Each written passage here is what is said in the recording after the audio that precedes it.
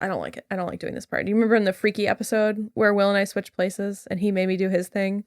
He was really smug about it. And then it turned time for him to do my thing. And he was like, oh no, I hate this. And I was like,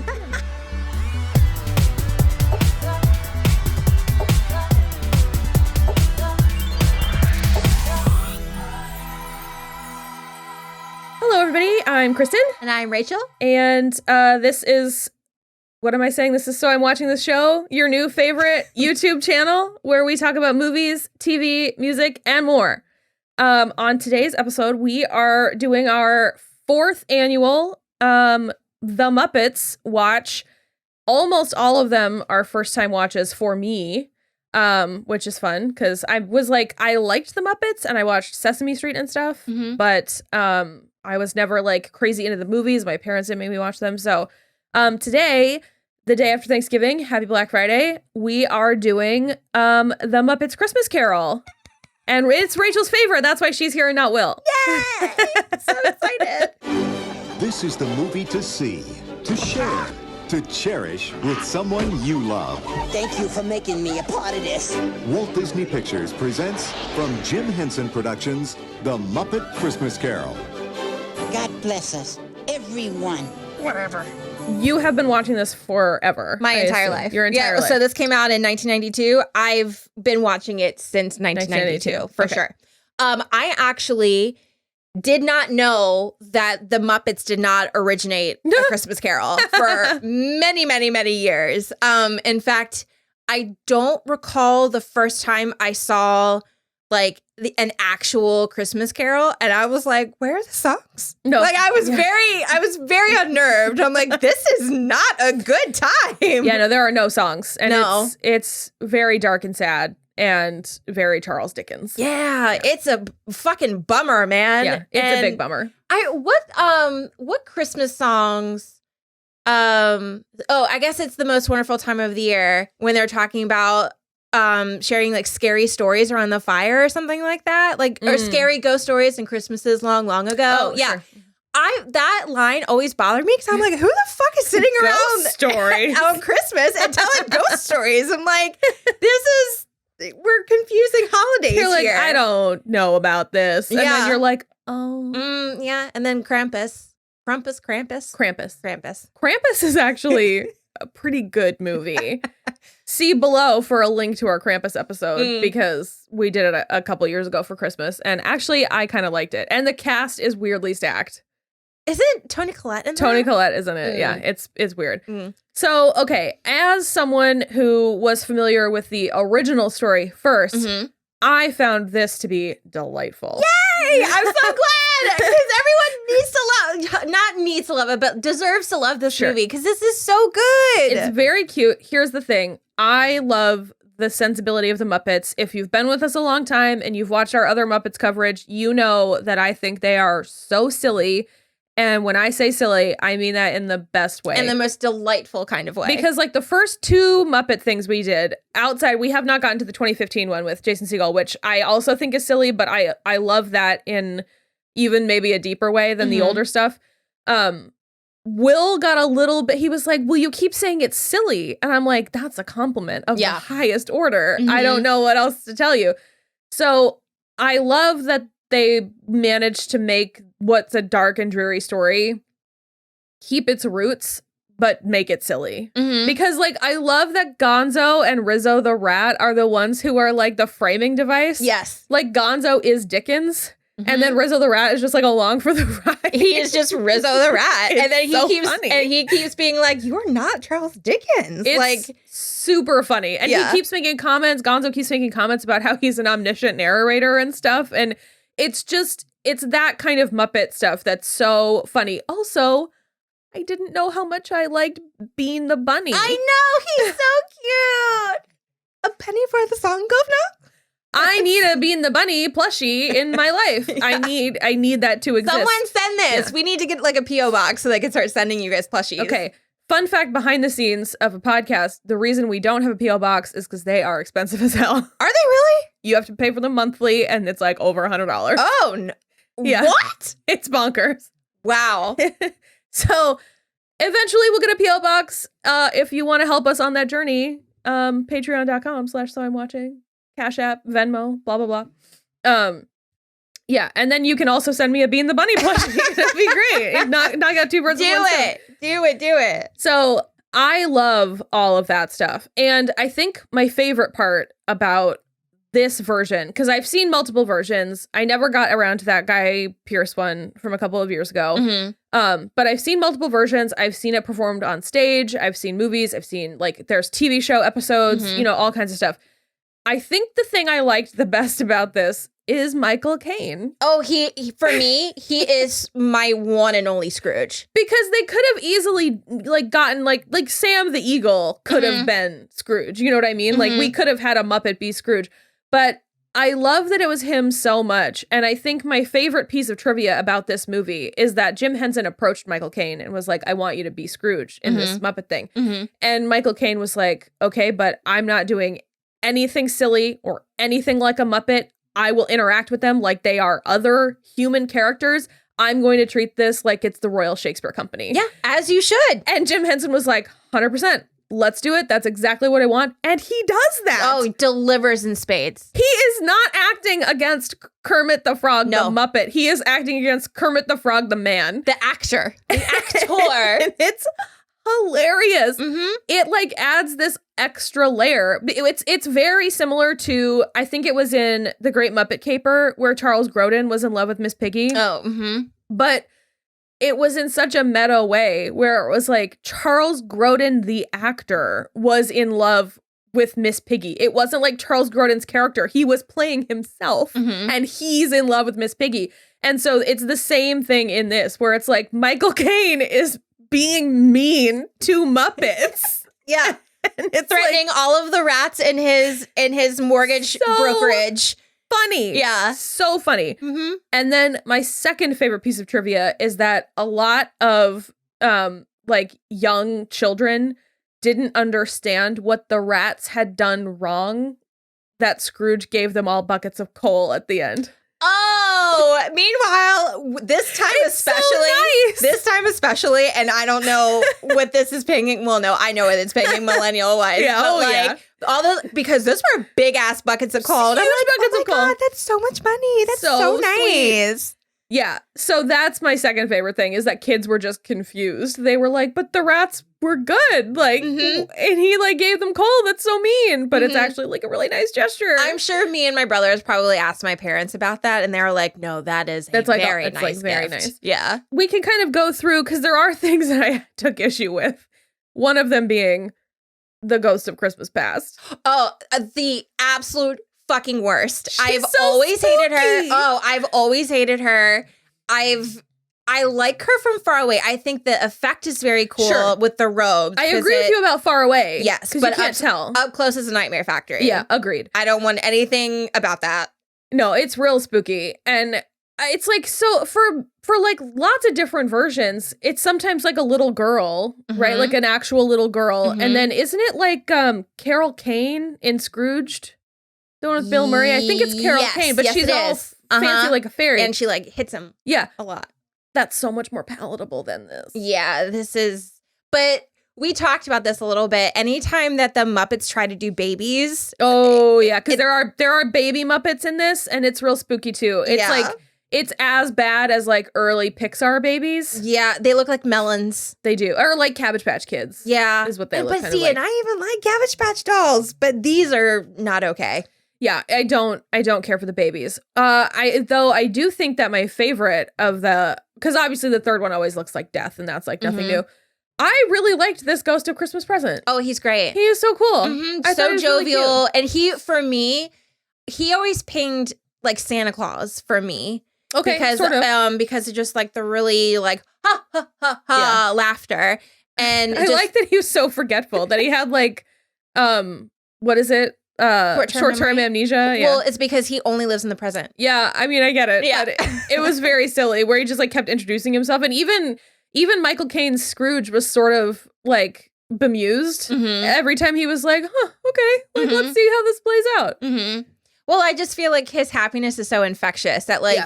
At this point, Scrooge, I think, is softening to the level of like being able to find humor in someone like that, because I think had he encountered this person or this spirit when he was like being hit up for money from the charity from Beaker and it's not Scooter. It's Bunsen and Beaker. Bunsen, yeah. I think that he would have been very annoyed. Oh, sure, for sure.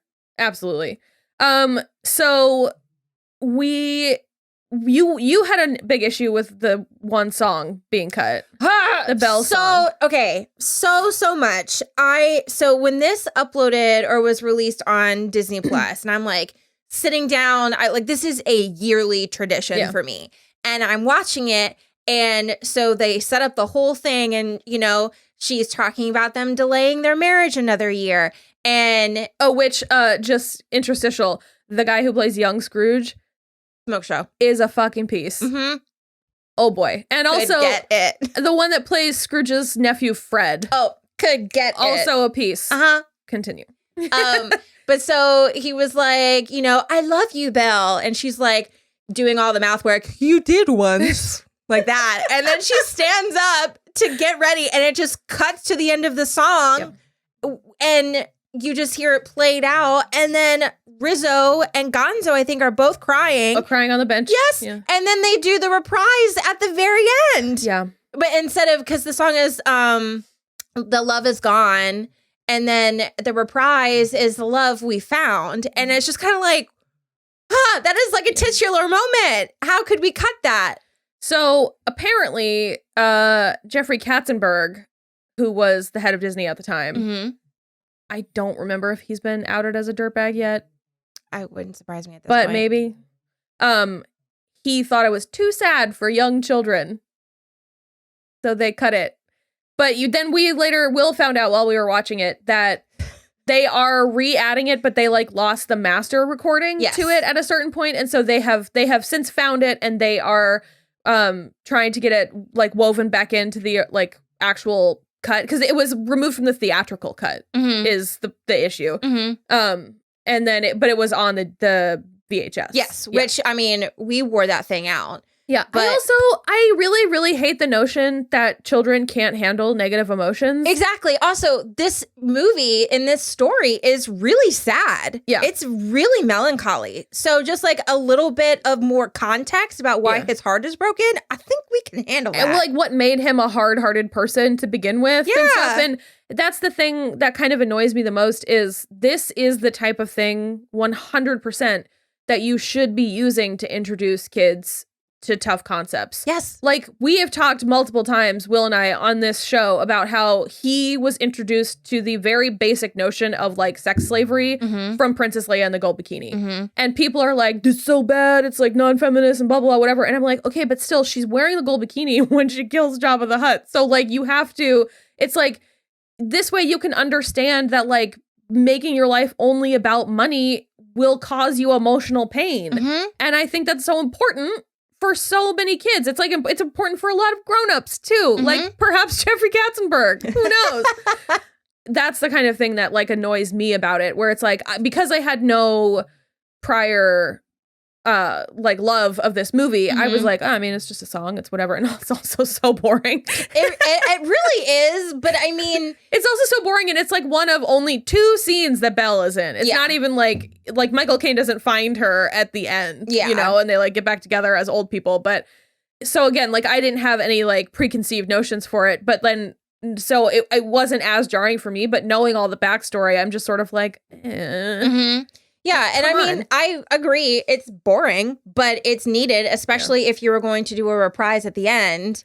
That's the biggest thing is doing the reprise at the end. I'm just sort of but you didn't do the prize. Yeah, you can't because reprise it. Did you find it? Well, no, because we paused it and I made you watch the song on YouTube. Yeah, but would it have bothered you if we went through this whole thing and then at the very end they're like, the love we found. The love we found, just out of nowhere? It probably would not have pinged anything for me mm-hmm. Because, again, I was not familiar, and I just would have been I mean, okay, that's weird, but that wasn't a song that we did previously. Mm-hmm. But I don't know. It was even without the song, even just watching it the first time to get to the reaction from Gonzo and Rizzo, mm-hmm. I was what the hell just happened? Mm-hmm. Because they were just having like a normal conversation. She's like annoyed, obviously. And Michael Caine is trying to be like, well, I don't have enough money to like offer you a life and like all of this. And then it literally, it's such a hard cut too. It like is really just like a slice down the middle. And then Gonzo and Rizzo are crying and you're like, what happened? Like, did she fall through the ice or something? Like, what's going on? It was really jarring and weird. And I'm glad that we went and found the song and then kept going. Yeah. And so going back to Katzenberg, what is his name? Brian? Jeffrey. There you go. Katzenberg. Thinking that it was too sad. I mean, cut to the end when Scrooge is looking at the Christmases in the future, and these Muppets are talking about stealing his deathbed blankets, and they're like, they're still warm, and it's just like, that's jarring, don't you think? Yeah, that's darker for me. Yeah, so it's just like, you can't. I don't know, like a pretty lady in a really big hat and like a polka dot dress, like just to kind of look at for a little bit. It's definitely darker for me, literally stealing the sheets from under his body, from under his still warm dead body. And the spider being like, I'm not going to pay you more because they're still warm. I mean, that is dark. Oh, I did not care for the spider. Oh, no, he was wearing like his little top hat. Okay, his little top hat was cute, but he was wearing like breeches, and that really made me uncomfortable. For some reason, I was like, no. We're also about to have our Lord of the Rings weekend, and so I just kept thinking of the spider from Lord of the Rings, and being like, no, thank you. I did not care for it. It was no good. There were like a lot of really cute things in this. Bean the Bunny, as we've already mentioned, but all the little mouses. Oh, and they got their cheeses for the Mises. For the Mises. The best. So cute. Also, little Robin the Frog as Tiny Tim. Oh my God. I am not kidding. When they did the Christmas Future and they went to the Cratchit's house and Piggy couldn't contain her grief about Tiny Tim, I was crying. Were you really? While we were watching it. Oh, no, I have chills. Oh my God. I was like, oh God, what's happening? Well, because I feel like that's a range of emotion that we don't get from Piggy a lot of the time. No. Because she's usually shrieking or being, kind of snooty. Well, and then also Bettina and Belinda, those are the little girl Piggy's names. They were also really sad. And then they were like, Peter. And little Peter, but then they were like, Dad's walks back from wherever have been getting longer, and it's just because he like doesn't have Tiny Tim, and so he's not happy when he walks home anymore. I was like, and then they like zoomed in on his little cane and his scarf and his newsboy cap and his little tiny chair. I like lost my fucking mind. It was so sad. I really, really liked that quite a lot too. Real quick, like with a really big swing back into like normal Piggy behavior. Yeah. When they go to the like actual like Christmas present. And so like Scrooge is messing with Bob and like still being like angry or whatever. And he's like yelling at them about like how he should have been to work. And so Piggy slams Kermit into the door jamb. Hysterical. So funny. Thuds. And then she was like, I'm sorry, what? Yeah. And then moves him back. Yeah. That was great. No, it's super good. I do think there is one other fun thing where Michael Caine did not realize that this was Brian Henson's first directorial movie. And he like pulled him aside and just like told him how impressed he was with how he was like directing the movie. So nice. Keep in mind, at this point, Michael Caine had been making movies for like almost like 30 years already. So long. And I was like, that's sweet. I like that quite a lot. Yeah, I mostly just thought it was like really funny and cute. And I liked One More Sleep. One More Sleep Till Christmas was super cute. I don't know that it's my favorite. I think so far, I mean, the 2015 one is for me is like the high watermark. And I think it's mostly because for me, after Jim Henson, Jason Segel has been the only person that I think understands the Muppets. I completely agree. Like understands what they mean and how they act and the sort of acerbic side to their sense of humor. And this was also the first movie after Jim Henson died, the first one they put out. So it's dedicated to him. It's very sweet. Very sad. He was such a good man.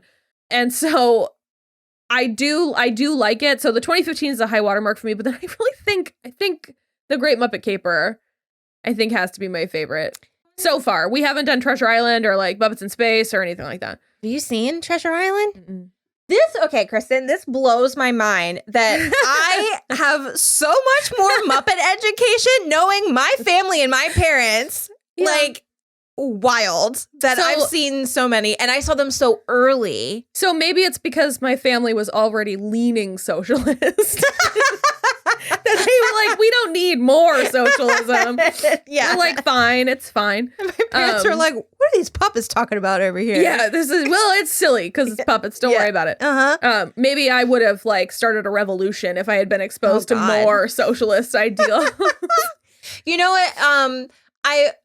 Just because Pepe is my favorite, I'm a little sad that Pepe is not in this movie. Pepe could be in this movie. 100%. Although I don't know, king prawns are not native to England. There were lobsters in the windows at one point, like sweeping up over. Yeah, but lobsters are native to cold waters. They're like Maine. Oh, I guess where you're the right. lobsters are. I guess you're right. Oh well. But I actually, to be totally frank, I don't know where king prawns come from. I just assume that it's like a tropical climate. Yeah, I have no idea. But so I think for me, this is my number one favorite Muppet movie. Okay. And then number 2 is Muppets Take Manhattan. Because they don't take Manhattan. I know, but still. Because I think see our last year's episode for my issues with Muppets Take Manhattan. But that because I know that was the first Muppet movie I ever saw. Okay. And I saw that so early that Piggy in that movie made an impression on me. And so part of my personality, I think, is attributed to that. You're not psychotic, though. She's like a psycho in that one. I just might be quiet about it. You're just like crushing men to your will. You know, I might be outside of someone's job beating like a trash can with a metal pipe while in my really cute like Burberry trench. Outside of your own job? Yeah. Today, specifically? Well, you know, her and Joan Rivers like laughing uproariously while putting makeup on each other. Yeah, it happens. I can't say for certain that hasn't not happened at my job.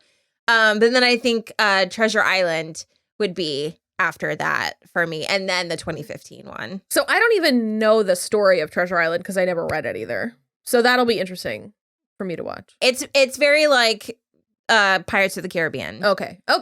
But that should be fun. It's very funny. And Piggy gets a headdress at one point. It's really good. It's really I do good. love a Piggy hair moment. It's really good. That's always good. Well, so do you think that Muppet's Christmas Carol is going to be something that you're going to want to watch like every Christmas going forward?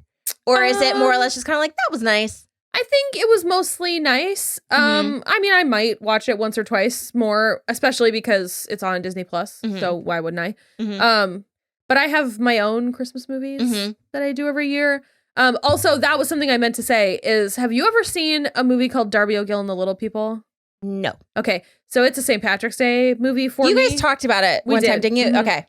In a different way, but equal spookiness, the Ghost of Christmas Past reminds me of the Banshee. I feel like that tracks. Yeah. She seems very Banshee-esque. Yeah, the Banshee wails too, and it's like really horrible. So it like equally spooky, slightly different execution, but that was what it reminded me of first when I was like, oh God, the feeling it pinged in there. Does it have very tiny hands? No. Because she's like, here, hold your hand out. It was like, yeah. And he was supposed to hold this while flying through the air with Rizzo and Gonzo like hanging on his leg. It's a no. Yeah. It was very upsetting. It was a lot for me too. It's so good. I love it so much. Yeah, I really liked it. I had more to say actually than I thought I was going to, but I just, mostly really liked it. I thought it was I'm so glad. Sweet. I love it so much. Yeah. So much. My like kids movies that I watch for Christmas are like the original claymation Rudolph the Red-Nosed Reindeer. And then that's actually maybe the only like original kids movie that I watch because I don't really love A Christmas Story. I watch Elf, but that came out in like 2005. I don't really like Elf that much. What? It's fine.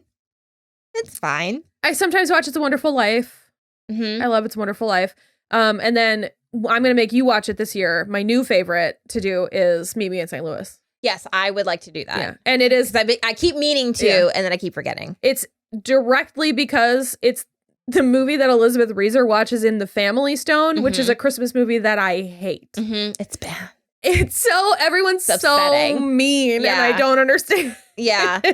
When it comes to that, are you like a traditions person? Like there are like set things you have to do every holiday. I'm very much that type where I have like a routine that I have to do. So I really try, Mhm. but a lot of times I don't end up with the time to watch all the things I want to watch. So I'll usually prioritize the ones I want to watch the most. The exceptions to that are I always watch When Harry Met Sally on New Year's, and I always watch Darby O'Gill and the Little People on St. Patrick's Day, and I almost always watch Sleepless in Seattle on Valentine's Day. So those are my three that I'm like almost religiously. Those three I do every year. I think for me, it's Christmas that I really hammer down and I make sure that I carve out the time because it's this, It's a Wonderful Life, original claymation, Rudolph. It's just sorry, the digital one, the like it's not the computer same. graphics one is not good. No, it's not. It's Don't do that to your kids. No. Let them watch claymation. I actually, well, no. Prancer, that's another one. That's one. Really? Oh, I've never seen Prancer. It is so good, but it pings a particular thing for me. So that's one I have to watch by myself because it's a lot of like. I usually watch. The girl is also very annoying. Yeah, I usually watch The Holiday, but I have to do that alone because my husband hates Nancy Meyers. Yeah. Really? He hates that movie. He thinks it's the worst movie that's ever been made. And he also hates It's Complicated. I made him watch that because I was like, it's funny. You'll like this one. And no, he did not like it at all. Yeah. I mean, I'm surprised, but not surprised at the same time. But they're just so easy. They're just like throw on and watch. Well, he likes Nora Ephron, but he does not like Nancy. He does not care for Nancy Meyers movies. Interesting. Yeah. So I have to watch The Holiday by myself and simp over Jack Black in that movie. Well, I'll watch that with you. Yeah, because Jack Black in that movie is, I mean, Jude Law, obviously, but like Jack Black is weirdly where it's at in that movie. I really want to live in Kate Winslet's house. The cottage? Yes. Okay, then I'll live in Cameron Diaz's house and No we can problem. swap every once in a while. This works out. Perfect, Wonderful. I love this for us. What a plan. Yeah, awesome. Okay, well, I think that's mostly it. Yeah. Yeah, this movie is on Disney Plus. You should definitely go watch it. As of this year, what's it called again? The Love We Found. When Love Is Gone Yeah. is not on the Disney Plus airing, but you can easily find it on YouTube and just plop it in there right before Gonzo and Rizzo are weeping on the bench for no reason. Yeah, just remember, watch her face and she's going to go like this. Yeah. And Pause it when she's done talking. Yep. Go to YouTube, watch the thing, go back, finish the movie. It makes a lot more sense. Apparently they are planning as of next year, it will be in there thank goodness. in time for next Christmas. So I definitely recommend it if you're at all inclined to the Muppets. I think it's great. This was like a really fun time. There's so many cute little Muppety things like the aforementioned mice that are super cute and throughout it all. Even the like other rats that work at Scrooge's business are like really fun, and they're like a little Greek chorus in the back while Kermit is trying to like get stuff from them. As always, I would die for Kermit. I'm He's really the bummed best. out because I ordered a sweatshirt that has the Muppet Christmas Carol picture from the poster and it didn't get here in time. But I will be wearing it on Yes. Christmas and I'm very excited about it. Yay! Yes. Yeah, so then other than that, you can follow us on Twitter at soimwatching or Instagram at soimwatching the show. We also have a website, soimwatching.com, which links out to everything, including where you can send us a couple bucks if you want to also send us a Bean the Bunny plushie. Or some cheeses for these Mises. Yeah. Be totally fine. We love love some cheese. cheeses. Yeah. Love all the cheeses. So yeah, just like and subscribe and yeah, let us know what you think about the Muppets Christmas Carol. Yay! Bye. Bye.